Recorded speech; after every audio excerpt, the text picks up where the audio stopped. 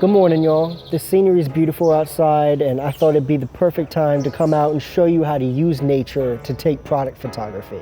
Now, I have 5 tips for y'all that I use all the time, and my photos turn out pretty decent, so hopefully y'all's will too.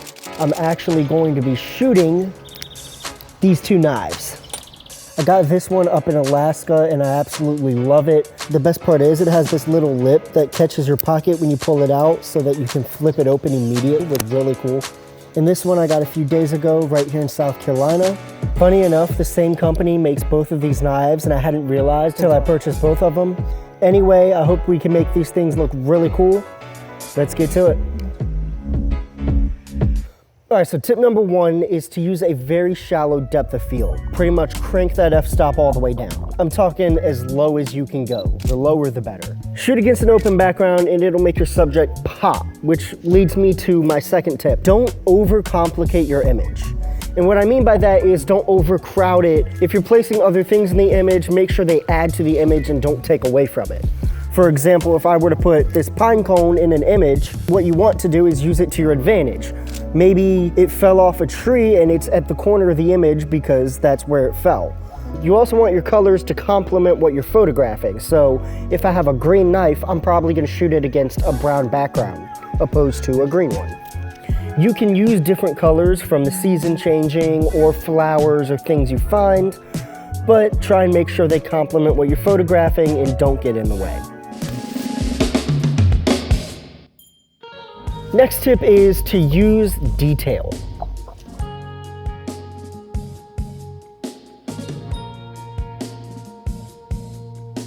Detail is one of the most important things in photography. What are you focused on? What's your depth of field? But you can use it a different way. So say I have this tree right here and I have my knife and I want to go and put my knife against this without it looking all weird. What I can do is find a way to pretty much get it in the tree or against it like that, and then I can photograph that with the tree and get a detail shot. And what I mean by that is all I'm going to be getting is the tree texture and then the knife. The good part about this is you mainly have one area to focus on, and if you don't, your photo's just going to be blurry. You're not trying to focus on a subject and then a noisy background.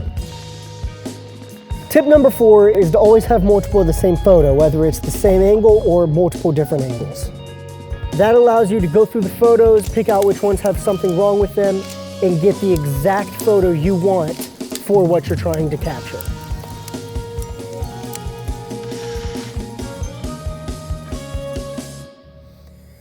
And that leaves us with processing. Processing is one of the most important parts, if not the most important part of the whole process. What I'm doing when I'm processing my images is adding some grain, honing in the detail, making sure the colors are right.